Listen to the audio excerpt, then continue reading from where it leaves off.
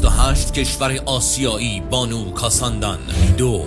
اولین پادشاه تاریخ ایران بانو پوراندخت. 3. مادر کوروش بزرگ بانو ماندانا. 4. 32مین پادشاه ساسانی بانو آذرمیدخت. 5. مبهد دلیر هخامنشی و خواهر آریوبرزن بانو یوتاب. 6. اولین دریا سالار زن جهان بانو آرتمیس. 7. مؤسس اولین مدرسه دخترانه در ایران بانو توبا آزموده. 8. سردار بزرگ ایل بختیاری بانو بیبی مریم بختیاری. 9. نخستین خزاندار و اقتصاددان ایرانی بانو آرتادخت. و شماره 10 آخرین شهبانو و ملکه ایران زمین فرح پهلوی. ایرانی نیستی اگه این پست رو لایک نکنی و برای همه نفرستی.